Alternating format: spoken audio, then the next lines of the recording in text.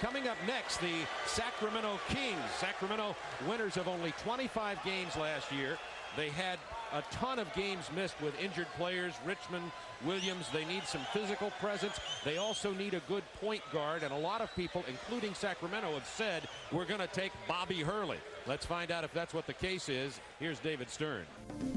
Lay down a list of what is wrong, things you told them all along. Pray to God he hears you, and pray to God he hears you. And where did I go wrong?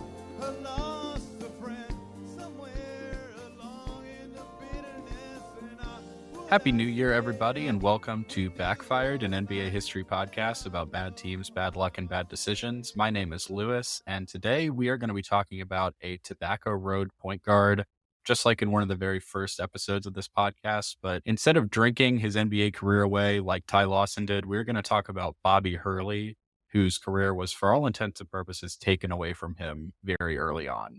Now, he was able to play a few years in the NBA after a major trauma, but he was kind of a shell of himself, and it took away most of what made him the attractive prospect that he was coming out of Duke, and he was a very attractive prospect. Before we get into it, go check out backfirednba.com, the website that my good friend Brooks made for me. It's gorgeous and sleek, and I've done some basketball writing on there, posted a few R tutorials as well. If you want to get into basketball data analysis, hopefully my code can help you out there.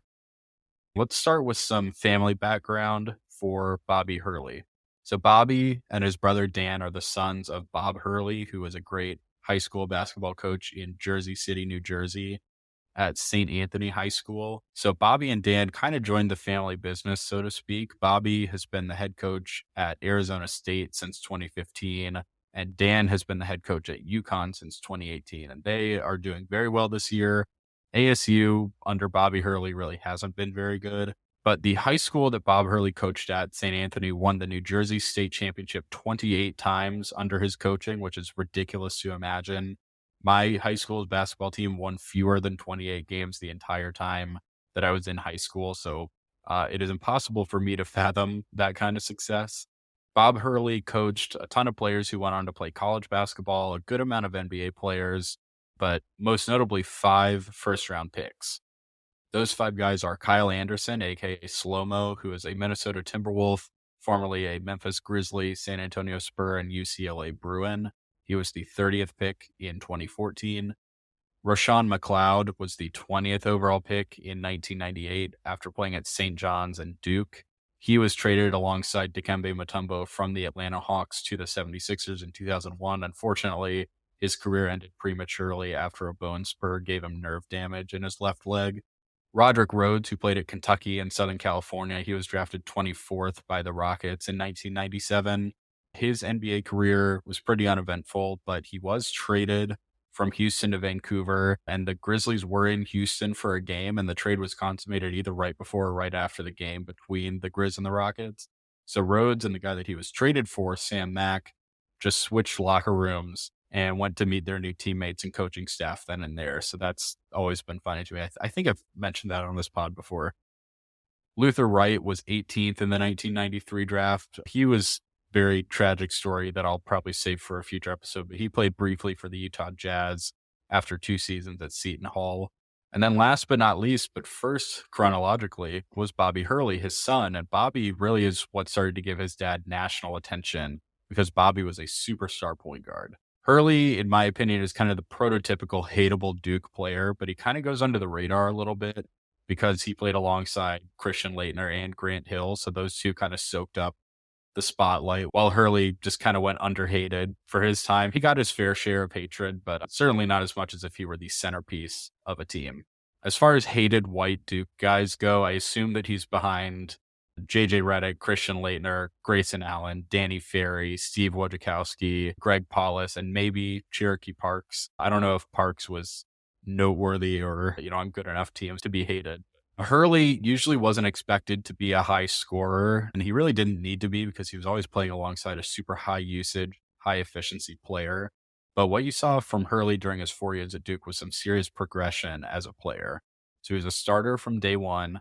taking over as the starting point guard where Quinn Snyder left off. But as a freshman, his weakness was that he turned the ball over a ton. He averaged 4.4 turnovers per game as a freshman. Over his 4 years in college, you saw his turnover rate drop from over 33% to under 20%, which was a major improvement there. Still not fantastic, but definitely way better. And he showed a lot of guts by hitting a few clutch shots. One of the most impactful ones was a big three-pointer against UNLV in 1991. It was a rematch in the Final Four of the 1990 championship game, which Duke lost. They avenged the loss in 1991 and went on to win the championship. In 1992, Duke repeated as champions, and Hurley's scoring went up a notch. His efficiency went up. And by his senior year, 1993, he was a scoring machine, averaging 17 points per game. And he was the second leading scorer on the post-Leitner Duke squad. Now, every year he averaged a lot of assists, and that is one thing that he never necessarily improved at, per se, but he didn't really need to because he was already the best of the best. By the time he was done at Duke, he was the all-time NCAA leader in total assists with 1,076 assists, and that is basically as untouchable of a record as there is now. Star college point guards usually aren't there for very long anymore, and if they are, they're not averaging anywhere near as many assists as Hurley was. Guys that I think about as star college point guards like Ryan Arcidiacono at Villanova or Aaron Kraft at Ohio State, the floor general types, those guys had a lot of longevity. They played all 4 years, but Arcidiacono only averaged 3.7 assists per game and Kraft only 4.7. Now, Hurley averaged 7.7 assists per game across 140 games, which is just insane. But guys who average 8.5, 9, 10 assists per game for a year or two typically go to the NBA pretty quickly. Kendall Marshall, John Morant, Trae Young, Avery Johnson. So Hurley was right in the sweet spot of longevity and excellence that I don't think anybody is ever going to be able to touch in the future. Basically, the only active player who's going to get in shouting distance of Hurley's record this year is Yuri Collins from St. Louis. But by my math, Yuri would have to average over 12 a game for the rest of the year to even get to 1,000. So he's likely to wind up in the 900s, which is still pretty good. So between Hurley's freshman and senior years, which, by the way, his minutes were pretty consistent the whole time. He was between 33.5 and 35.5 every year. His scoring went up from 8.8 to 17. His assists crept up from 7.6 to 8.2. His assist to turnover ratio went up from 1.7 to 2.4, and his true shooting went up from 51% to 60%. So overall, he went from being very good to being outstanding. And that's why when his fourth year of college was done, he was right at the top of a lot of people's draft board. His fans saw a lot of the things that I just mentioned, as well as his lockdown defense, but his detractors said that his size, being 6 feet and 165 pounds, was not going to be enough for his defense to carry over, and that his three-point shooting was unlikely to translate as well. Now, Hurley was a very good college three-point shooter. He shot over 40% from three in his career and 42% on 6.5 attempts per game in his senior season. And he wound up going to the Sacramento Kings with the 7th overall pick, but that was not a done deal from the start. So the Kings finished the 1993 season with a 25-57 record, and part of that bad record was because their all-star Hall of Fame shooting guard Mitch Richmond missed the final 35 games of the season with a broken thumb. Unfortunately, this was just days before the 1993 All-Star Game, where Mitch was supposed to be the first Sacramento King to play in the game, but that honor would have to wait until the following year. Now, after the last game that Richmond played in, the Kings were 17-30, so not a great team by any stretch, but after losing him, the team was anchored by the likes of Walt Williams, Lionel Simmons, Spud Webb, and Wayman Tisdale, and they could only manage to win 8 of the remaining 35 games, But the Kings were not sold on actually taking the pick that they got, in part because it was 3 spots lower than they had expected going in. So the Magic, the 76ers, and the Warriors each jumped the Kings, who had the 4th best odds at winning the number 1 pick. So that significantly diminished the Kings' bargaining position. But even with that bargaining position diminished, still, Kings general manager Jerry Reynolds said, quote, "I'd almost be surprised if we don't trade this pick." There were a ton of players that the Kings were going to make calls about, according to the Sacramento Bee: Horace Grant, Mark Price, Terrell Brandon, Dale Davis, Dennis Rodman, Billy Owens, whom the Kings had drafted number 3 in 1991 and traded for Mitch Richmond. That is a very interesting story in its own right that I think I'm going to make an episode about soon. But eventually the allure of having a potential star point guard was just too strong for the Kings to resist. So Kings scouting director Scotty Sterling said about Hurley, quote, "He's the best college point guard I've ever seen." But he continued, "I'm not sure that all of his skills are going to convert to the NBA. I'm not sure how good he'll be able to shoot in the NBA, but he's an extraordinary defender on ball." Reynolds, the GM, said Hurley is a true point guard and he's got quickness and speed to play the position in this league. Fundamentally, he is very strong. And then Bob Burns of the Sacramento Bee wrote in a mock draft a month before the draft, quote, "Hurley might be John Stockton all over again." So most people, including Hurley, were pretty happy with the pick, it seems. There were a few pieces that I saw in newspapers that said that Hurley was just going to be another Steve Alford all over again, who was the national championship winning guard from Indiana, who was a great scorer in college, but had a pretty disappointing NBA career playing for Dallas and Golden State. If you've ever seen Winning Time, the Reggie Miller documentary, not the Lakers show, Steve Alford is the guy that Pacers fans wanted the Pacers to draft with the 11th pick and then booed when Reggie Miller was selected instead. But overall, the Kings and Hurley seemed to be a pretty good fit. The Kings needed either a point guard or a center, and with Hurley, they had their starting point guard. He was the starter from day one. They didn't really fix the center situation until later on that season. They kind of had a center by committee thing. They started Randy Brewer, who was in his final year in the league, Mike Peplowski, who was their second round pick that year in 93, and then their former starter, Dwayne Coswell, aka the Causinator. But their eventual solution was to trade for Olden Polynice, which I mentioned in episode 2 of this show. The Kings had tried to trade Coswell, but the trade fell through when Coswell failed his physical, and then they just sent their power forward Pete Chilcutt instead. But unfortunately, they shored up their center position after Bobby Hurley was already out for the season. So Hurley started the first 19 games of the season. He did pretty well for a rookie. He averaged over 6 assists in about 26 minutes per game, only 2.5 turnovers in that time. So like a 2.4 assist to turnover ratio. Did only average 7 points on inefficient shooting, and he hit basically no threes on mostly open shot attempts. Hurley had a short-lived and very lightly edited column in the Sacramento Bee where he wrote that he was a little disappointed and surprised in how poorly he was shooting, but said that he was going to focus more on getting to the rim so he could get his confidence back up. So his performance, it was 19 games as a rookie, so there's no real way to prognosticate from that. But I think if in your first 19 games, you're averaging 6 assists, there's something there. He was also playing through a deep thigh bruise. And in a few games, he only really played because he had family in attendance in games, for example, in New York, New Jersey, and Philadelphia. But then after a 10-point loss to the Los Angeles Clippers, where the Kings fell to 5-14 on the season, Bobby had just left Arco Arena in Sacramento, and he was heading west on Del Paso Road when his vehicle was hit head on. So here's KXTV News 10 in Sacramento reporting on the accident. Good evening. Thanks for joining us. Topping the news here in Sacramento, Sacramento Kings top draft pick Bobby Hurley is in the hospital tonight after a very serious car accident. Let's go live now to Dan Elliott at the UC Davis Medical Center for word on the basketball star's condition. Dan, what can you tell us at this point? All we can tell you right now about Bobby's condition is that he's listed in critical condition here at UC Davis Medical Center. What we can tell you a little bit more about is the accident itself. It occurred tonight almost immediately after the Kings game against the Clippers, and it occurred right out there at Arco Arena. Bobby was in his Forerunner. He was at a stop sign turning left onto El Centro when a Chevy station wagon going about 60 miles per hour, witnesses say, with only the parking lights on, hit Bobby's car. Bobby's car was pushed 75 to 100 feet. He was ejected from his car. Apparently, he wasn't wearing a seatbelt. Thankfully, Bobby Hurley did survive this crash, but as I will discuss in just a minute, that is miraculous. First, let me tell you about the other driver, a guy named Daniel Weiland, who's a house painter in Sacramento. He initially was thought to be under the influence of meth at the time, but it turned out that he just hadn't done meth in a few days at that point. He tested faintly positive at the scene, but later tests showed that it wasn't actively in his bloodstream at the time. So good on you, Daniel. You avoided, I guess, a DWI maybe.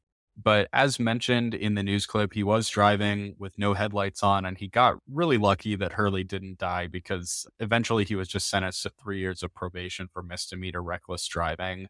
He was speeding driving with an expired license. I believe ran a stop sign as well. I looked on Google Maps Street View, and that intersection now has stoplights, but it sounds like at the time, back in 1993, it was like a four-way stop. And so there was talk that maybe Bobby Hurley had done like a rolling stop before turning left, but I bet he does not do that anymore. So lesson learned. Rookie center Mike Peplowski was one of the first people at the scene of the accident because he was driving not too far behind Hurley. And he said that when he rushed to Hurley's side, Hurley was face down in the water, couldn't pick himself up, kind of roll over for a second to scream for help. But once he was taken out of the water, his eyes were glazed over and he was pretty convinced that he was dying. Peplowski tried his best to keep Hurley calm and telling him that he was going to be okay. So as the news report mentioned, he was in critical condition when he arrived at the UC Davis Medical Center, but thankfully he was upgraded to stable condition shortly thereafter. There were no guarantees that he was going to live through the night, but the Kings surgeon did say that there were no head or heart injuries, which again is a miracle. But these are the injuries that Hurley sustained: a severed trachea, 2 collapsed lungs, one of them detached, a fractured left shoulder blade, 5 broken ribs, a sprained wrist, a small compression fracture in one of the vertebrae in his lower back, a fractured right fibula, so one of the bones below the knee, and then he also tore the ACL in his right knee. Now, although he was stable, the surgeons kept stressing that his life was still in danger. He was still on a ventilator and on oxygen for several days after the crash.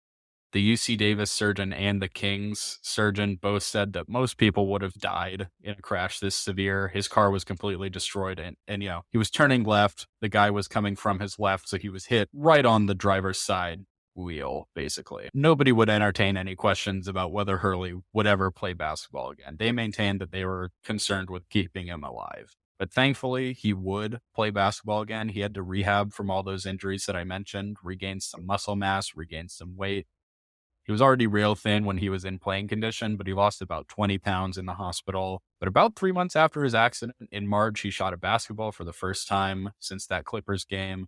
He started attending Kings home games again, traveled with the team to a road game in April, got to where he could run 30 minutes or so on the treadmill. In May, he was lifting weights. And then finally in June, he was medically cleared to play basketball in a Pro-Am in New Jersey and at the NBA Summer League in July. So that is an amazingly fast turnaround. When I was researching this, I was expecting that he would have been out for a lot longer, at least the following season as well, but he came back very quickly. It wasn't all progress. He was very frustrated during his recovery process, and there were plenty of setbacks. He spent a lot of time immediately after the accident back home in New Jersey, intending to surround himself with family and friends, but said that he kind of unintentionally isolated himself both from the Kings and from his family and friends. He felt completely alone in his struggles. Now, when he started playing again, he really couldn't do very much going to his left where most of the damage was. So he had plenty of limitations, but just the fact that he was able to scrimmage and play in a few summer league games is pretty amazing. He had one game with 14 points and 7 assists. He had another with 2 points and 3 assists. So his performance was a mixed bag. But then he played in the preseason and then kind of unceremoniously in the season opener in an 18-point win over the Phoenix Suns, Bobby Hurley came off the bench for the Kings and scored 11 points to go along with 5 assists. He missed games here and there with newly acquired injuries, but he played 68 games for the Kings in his first season post-accident. He was not fantastic, averaged only 4 points and 3 assists per game, and was pretty mentally disengaged both in practice and on the defensive end, according to reports. He said himself that the entire season he really didn't enjoy playing basketball at all, but he was playing, contributing in some small way to the best Kings team since relocating to Sacramento from Kansas City. It was a 39-win season, although the Kings did miss the playoffs. Stop me if you've heard that one before. And his minutes that season were up and down. He had several single-digit minute games, but then there was a stretch after the All-Star break where he was averaging over 20 minutes per game and started a few games. He had a 14-point, 17-assist game in March, which was far and away the best game of his career. Now, entering the next year, which was 1995-96, Hurley won the starting point guard spot in camp over 5'10" rookie Tyus Edney out of UCLA. it is shocking to me that the Kings only rostered 2 point guards that year. One of them, a very small one who had survived a massive car crash, and then the other, an even smaller second round rookie. But they traded Spud Webb. They said, we're good with 2 point guards. Oddly enough, trading Spud Webb did raise the point guard rotation's average height by a couple inches since he was 5'6". So I guess in a way it had always been a short rotation. Anyway, after starting the first 12 games of the 1995-96 season, Hurley did lose his spot to Tyus Edney. He was averaging 3 points and 3 assists on horrible shooting. And Tyus Edney was playing more minutes anyway, so he took the spot, started 60 games that year over Bobby Hurley. The point guard situation that year was miserable. Edney was fine, but then they only had Hurley as the backup. Didn't make a trade deadline deal for a point guard or anything like that, so when they improbably made the playoffs that year and faced Seattle, they just played Tyus Edney, and then when he was on the bench, it looks like a point guard by committee situation with Mitch Richmond, Billy Owens, whom they'd acquired midseason, and then Sharunas Marshallonis. So 3 non-point guards, which worked about as well as you'd think. They lost in 4 to Seattle.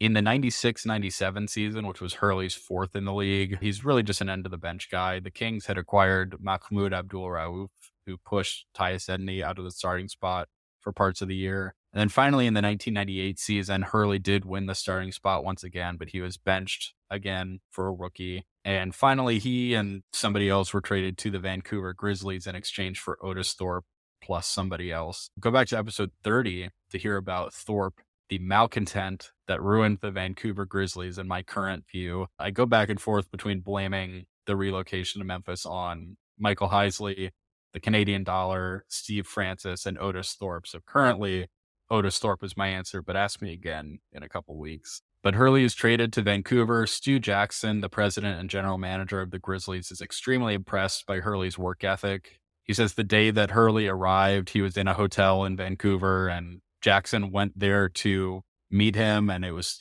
6:30 in the morning. He'd already been on the treadmill for an hour and was running real fast. So Stu Jackson was impressed. Hurley did get some playing time, and he pushed the rookie lottery pick Antonio Daniels for some minutes. But ultimately, the Grizzlies decided not to bring Bobby Hurley back.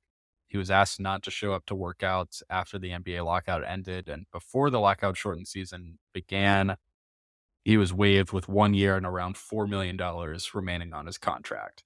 Now, the terms of the trade between the Grizzlies and the Kings, according to the Vancouver Sun, were that if Hurley were to be waived by the Grizzlies heading into the final year of his contract, the Kings would be on the hook for the majority of that $4 million salary. So for the cash-strapped Grizzlies, it was a no-brainer. The Grizzlies rolled with a point guard rotation of number 2 pick Mike Bibby, and then they plucked DeJuan Wheat from the Minnesota Timberwolves scrap heap. Hurley tried to keep in shape and was an assistant coach for his father at St. Anthony's while he waited for a call that unfortunately never came. So that was the unceremonious end to his NBA career, unfortunately, was being waived by the worst team in the history of the league in an effort to save a little money. So that's very sad. But after his NBA career faded away, he bred racehorses, did some scouting for the Philadelphia 76ers, and then finally began assisting his brother Dan at Wagner at Rhode Island, and then finally got his shot to be a head coach at SUNY Buffalo and then Arizona State, where, of course, he is still there. So yeah, I would call his story pretty inspiring, even though his level of play after the accident wasn't extremely high. He still pretty consistently got the call to enter games. His coaches trusted him to come into the game. And although he never really had much on-court success, he didn't even play except for 2 minutes in the only playoff series that his teams ever played in. But at the end of the day, he had an NBA career, earned $16 million, fought back against all odds. He lived, he's still alive. And he told Forbes in 2019 that he doesn't even think about the accident anymore. It's completely in the past for him, which makes me believe that he doesn't have any lasting physical issues from it almost 30 years after the fact, which to me is fantastic news. And the brightest spot is that he is still one of the greatest college point guards of all time. And that's something that time and a reckless driver are never going to be able to take away from him. So that's all for this episode. Hope you enjoyed. And the episode in 2 weeks, I haven't quite decided which one I'm going to pull the trigger on yet, but hopefully you will join me for that one as well. And if you don't already, go ahead and follow me on social media at Backfired NBA Pod on Twitter, Instagram, and TikTok. Go check out some of the things I've written about on backfirednba.com. And yeah, that's about it. I appreciate you taking the time to listen, and we will talk in a couple weeks. All right, have a good one. Baby, are you gonna be the one that saves me? And after all, you're my wonder wall.